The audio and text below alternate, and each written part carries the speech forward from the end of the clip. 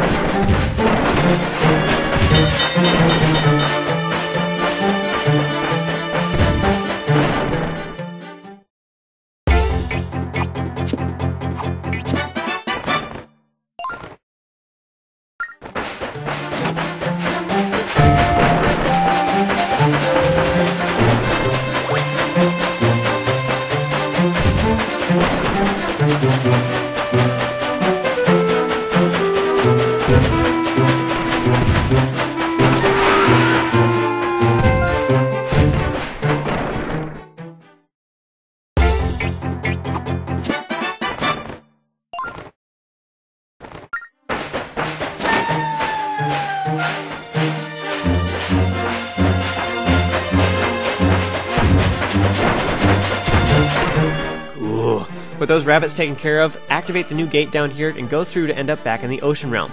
Be sure to mark your map with these locations, which will obviously come in handy. After that, set course for Papuchia / Papuchia.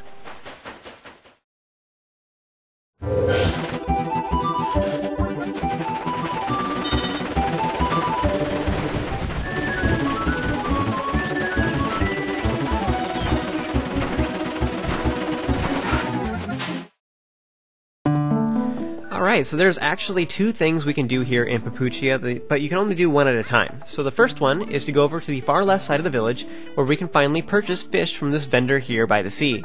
They cost 50 rupees, and similar to the Mega Ice, these things will slowly spoil under the harsh sun. Too bad it's always day in this game, I guess. So where's the sun song when you need it? We could just make it night and then they wouldn't spoil. It's also kind of rather strange that they spoil one at a time, rather than all at once. It would be kind of nice if it worked that way in real world, I guess. You could just kind of throw out whatever food wasn't good and just hang on to the rest of it for weeks. weeks. If you chatted with the people in Castletown, you'd know that there was a woman there who loves fish, and she was lamenting that without the spirit tracks, there was no way for her to get any. With that knowledge, we now know exactly where to take our cargo, and like a lot of these delivery quests, she wants 10 fish when you arrive, so you really want to avoid messing up, because you will not have enough fish by the time you arrive if that happens. And be warned, though, the Snurgles in particular are attracted to the stuff and will appear very frequently. You'll want to kill them quickly before they can swing around to the backside and snatch the fish away from you. We also have a new enemy here that you may have seen before called Tanks, ironically enough. What an original name. These things appear in groups of 3 and will follow after you shooting cannonballs. Kind of like land-dwelling version of the pirate ships, I guess, that we've seen in the ocean realm. They take 2 hits to defeat, and as long as you're observant, they shouldn't be too hard. The worst part about it is that they often drift aside and when they're first coming at you, so sometimes their projectiles are like off-screen, so you'll be focused on taking out the tanks, and then suddenly you get hit because you never actually saw it coming, quite literally. Very frustrating, but in this case, because you also lose cargo, now by swinging wide and mostly staying near the water, you can actually avoid one of the potential tank battles and fight Snurgles instead, so whichever you prefer, they're both frustrating just in a different way.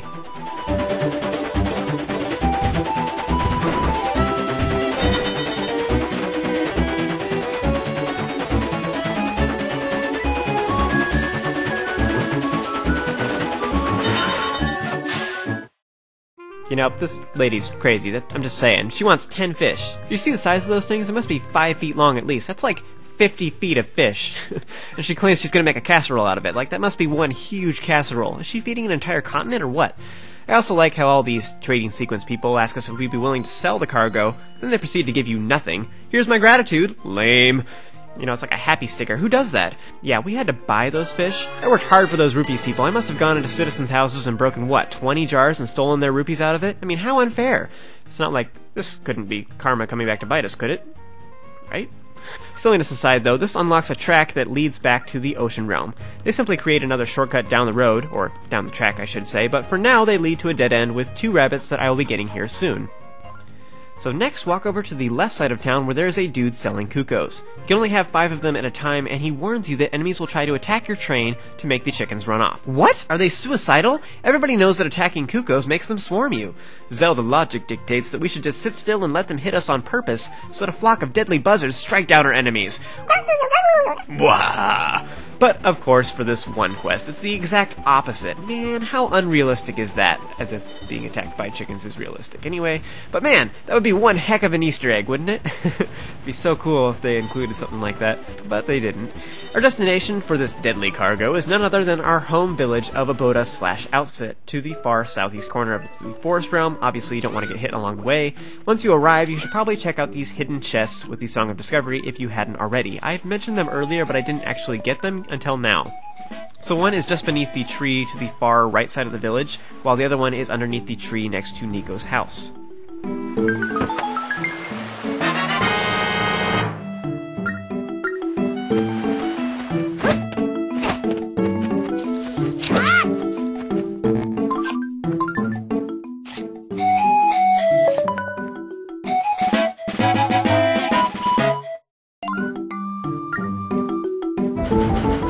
So at this point, if you've been following the walkthrough thus far, you should have 15 stamps. This unlocks the next prize from Nico, which is the Engineer's Clothes, the same ones we started out with at the beginning of the game. They don't actually do anything other than changing your appearance, but I think it's neat. Usually when I play, I just tend to stick with the soldier's uniform because it's the traditional look for Link, and I'm used to looking at it when I play the other games anyway. But I figure for this walkthrough, why not? I mean, it's kind of unique to Spirit Tracks, and, you know, I figure a lot of people might not have really seen it for a majority of the game anyway, so, you know, it's just one more thing I can do to make things interesting. And as I said earlier, it doesn't actually do anything other than alter your appearance. In fact, when you go to Hyrule Castle, the guards don't comment on it anymore, even though they were like super pushy earlier in the game. You know, you can't come through here because you don't have an outfit or whatnot. But now you can just kind of wander through the castle all you want, even with the Engineer's Clothes. And if you ever get sick of it, you can just speak with Nico again, and he'll change you back to the green garb of the hero. Alright, so fashion excitement out of the way, we're back to important optional stuff. You want to check with the dude in the top left corner of the village to drop off those cuckoos. This guy actually wants 10 of them, and we can only bring 5 at a time, meaning we have to do the entire thing. Again. And again, this guy doesn't actually pay us anything either. He just steals our birds. I mean, who does that anyway?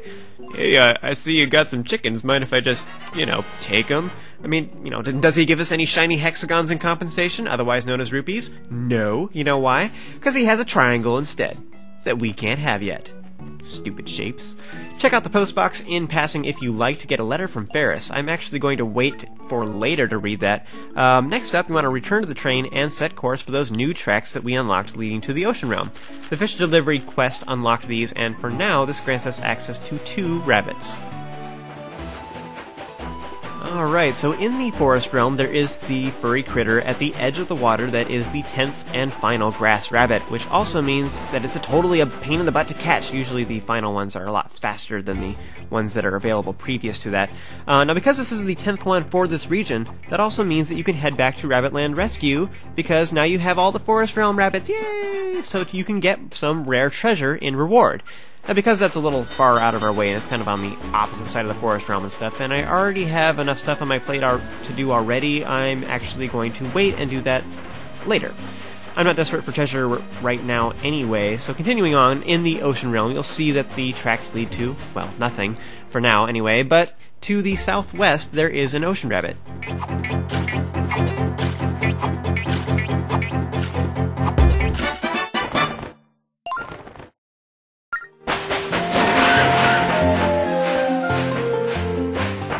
Once you capture it, simply reverse to make your way back to the Forest Realm, and you'll magically be turned around. That's a pretty cool trick. Hooray for loading screens, yay! Head back to Castletown and pick up even more Cuckoos, and then go all the way back to Aboda Village.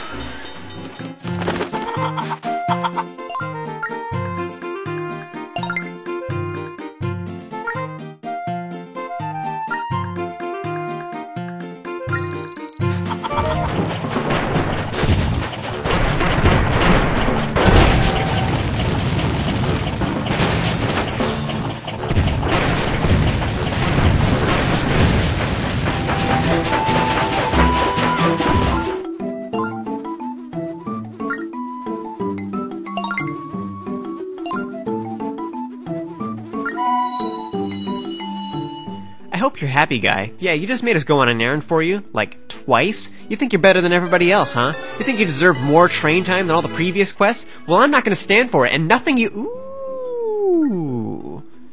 I do believe I smell gate in yonder forest. I'm so looking forward to exploring there. Man, I love this guy. He is so cool. Good luck with the Cuckoos, dude. I hope they don't kill you.